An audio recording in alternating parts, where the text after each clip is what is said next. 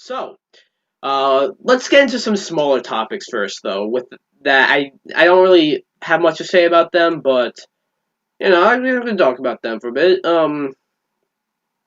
Normally is when this is when I talk about like stuff that or no, uh, any movies that were delayed by COVID, but none of that happened recently. I think the last COVID delays I touched on this podcast. But there's an interesting one. You know the movie Monster Hunter? Yeah, that's right. There's a fucking Monster Hunter movie. Um, yeah, it's coming out. It got pushed to next year somewhere, but now it got bumped up to this Friday in the theaters. That movie's gonna do terrible though. I mean, sure the climate we're in now, but even if we were in a normal if we were under normal circumstances, that movie would do terrible. First off, you got Paul W.S. Anderson, and you got the main girl. I don't remember her name, um, but she was in all the Resident Evil movies. Like, I'm sure she's fine. Those Resident Evil movies are bad, but I don't have a problem with her particularly. But Paul W.S. Anderson, if it ain't Uwe Boll, Paul W.S. Anderson is like the death sentence name to any movie, if you know what I mean, especially if they're video game movies. Like, I'm first off, I'm not quite sure how a Monster Hunter movie could even be like, how if that would work. But you give it to Paul W. S. Anderson of anyone, and it's like, why? Why like, do you want your movie to like be absolutely shit? Like, this involves like alternate universes, and it has like military personnel. Like that's not what fucking Monster Hunter is. I'm not a big fan of Monster Hunter. I really like Monster Hunter World, and Monster Hunter Rise looks interesting, and I might check that out. But I've seen enough of the series to know that you're not doing it any good here. Yeah, but I just wanted. It's sort of strange how they bumped it up to this Friday in the theaters. I'm not gonna go out to see it, not because like, oh, I don't want to go out to the movie theaters during during the pandemic. I understand people who don't want to. I would personally love to go to the theaters. That's not a movie I would ever see in the theater. That's not a movie I'd pay for. Maybe if it drops on like I don't know Netflix or something like that, then maybe I would watch it.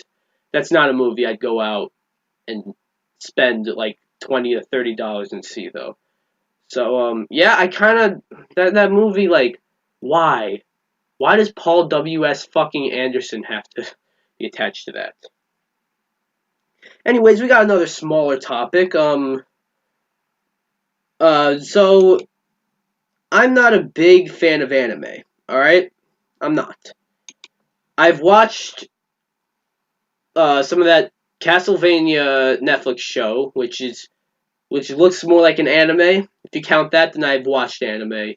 I've watched Dragon Ball Z, a few episodes of Dragon Ball Z, and if you want to count Avatar: The Last Airbender and The Legend of Korra, I watched those two. That makes another anime. Um, but I'm not the biggest fan of anime. But Funimation, a big anime, streaming service with dubbing and everything, is now on the Switch. Why am I covering this though? Well, you know, Netflix, Amazon, Hulu, Disney Plus, HBO. None of those are on the Switch yet. So it's interesting that Funimation's on there. So I think, every other, you look at the PlayStation, Xbox, that's basically, another, if you don't have a Roku or you don't have an Amazon Fire Stick, you could use your PS4, or I guess now PS5, and watch, put on Disney Plus and watch The Mandalorian. You can't do that on the Switch, but you could watch some anime on the Switch now. So I think that's cool. And I think soon we should be getting Like, fuck, soon we should be getting, Netflix and Disney Plus and Hulu and HBO and Amazon and all that stuff on the Switch. Because I don't know why they're not on there yet. I mean, I don't buy a Switch for that. I have my phone, I have my laptop, I have a PS4, I have a TV. I could hook up my laptop to the TV and watch it on there. And it's pretty cool. I've watched some cool stuff on there. But it's just, yeah, it's good to see that Funimation's now on the Switch, though. So yeah, if you're a big anime fan, and you like to use Funimation, I know there are a few different services for anime, so I'm sure you'll have your preferences. I know there's Crunchyroll and I know there's Verve, but if you're a Funimation person and you have a Switch, go ahead, you know. So yeah, that's that. And speaking of the Switch, there was an indie showcase today, and I thought it was pretty good. We got some cool stuff. The most notable stuff, though, were Spelunky 1 and 2 coming to Switch. Excuse me. Now, I thought, I remember seeing the big news. Like, I found out about this before I watched the Indie Showcase. So, I saw something pop up that said, Spelunky 1 and 2 coming to the Switch? I thought Spelunky 1 was already on the Switch. So I'm probably just hallucinating maybe. Spelunky 2, that's the one that is not on the Switch yet. And they just announced that it's coming. I haven't played it. I haven't played Spelunky. Sorry about that little shake there. I haven't played Spelunky 2. I hear it's I hear it's good. I know the first Spelunky game is hard, and I hear that this one's no different. The big announcement though is Among Us. Among Us is on the Switch now. And that's crazy, bro. Bro, I wish I live reacted to this indie showcase. I usually don't do like live reactions to these indie world showcases. I really don't. Um, but for my reaction to Among Us on Switch was like, God, Among Us is so much fun. It's so much fun, and like it now that it's happening. Now that Among Us is on the Switch, it's a perfect fit for the Switch. Um, it's a perfect fit for the Switch. The only thing is, I wasn't quite sure how the how I wasn't quite sure how you get you have it on PC. You get a mouse and keyboard to do everything. Um, if you have it on your phone, you got the touchscreen to do everything. The Switch, you get like a whole ass controller, so that's different. I want to know how playing Among Us is like. I want to know how Among Us is like with a whole ass controller. That's gonna be interesting. But it's only $5 on. It was $5 on Steam. It's only $5 now on the Switch. I think I might buy that, and that might be an easier way to stream it. Because I don't know, this laptop right here, I love it, but it's also dog shit at the same time when I try to do too much with it.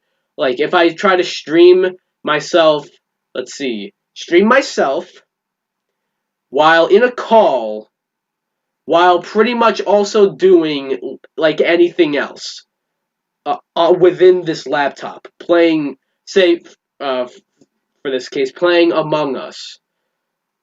It would fucking like the stream will lag and everything. But if I get on the Switch, and do that, it's all good. So yeah. What did you guys think about that Indie World showcase? Because I thought it was really good. Among Us on Switch made it for me. I'm just saying. Anyways, some rather unfortunate, unfortunate. What the fuck did I just say? Some rather unfortunate news is The Office. The Office is coming. Is I watched a few episodes of The Office. I never got too into it, but it's not because like it's not for me. It's just because I never really, brought myself to like binge it like everyone. So I probably should do that. It's um Many people use Netflix quite a lot for The Office, though, and now it's leaving Netflix. And I know that's probably a big hit to Netflix, and it's going to NBC Peacock. Um, Now, you're probably wondering, oh, DPX, if you want to watch The Office, why don't you go fucking do that right now? It's gonna go by the end of the month, which yeah, I believe, correct me if I'm wrong here, but I believe it's leaving on December 31st. Why don't you go watch it now? Well, I have a Peacock, and it's a pretty cool service. I have the free version, so I don't know if I'll be able to watch it through the free version. But I honestly, with Peacock, I wouldn't mind paying, for the extra tiers. Um, because it's a cool service, and I'm sure The Office would be like a big get for Peacock. Um, and yeah, it's so I'm saying if you wanna watch, I know that there are people that like every single day they watch The Office. They always watch The Office. So if you want to do that, go do it before it becomes unavailable. Um, Through Netflix. So yeah, that's that.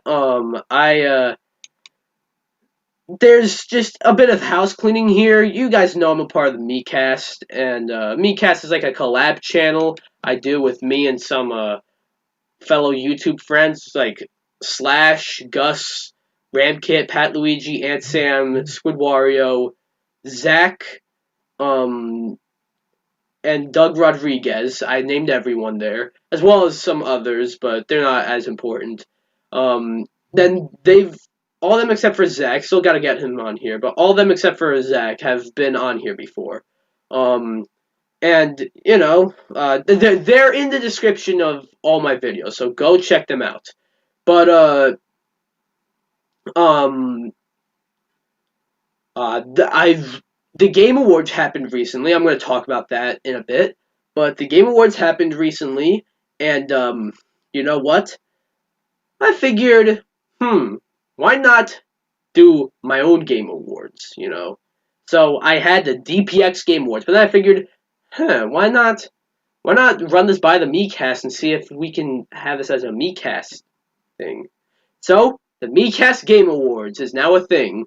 Um, Yeah, I'm just announcing that the deadline to there's a Google form. I have it in the description down below, so go fill that out. Uh, it's a Google form of all your It's a Google form of these nominees. I tried to make it different from the Game Awards, so there's not like best action game, best fighting game, best sports racing game, best VR game. None of that's there, but instead I included stuff like best story, best protagonist, best remake, best franchise return, best sleeper hits. I included stuff like that. Best open world is another big one. Yeah, go fill that out. It's down below. It's anonymous, all right, so I won't know who you are. And you don't have to log in. None of that is required. Just go down below and fill out the form and let me know, and let the Miikcast know what your favorite games and stuff of the year are. So there's that, and there's one thing that was kind of rather like old news, but I'll still talk about it for a bit. Um, we all we all love Metal Gear Solid, right?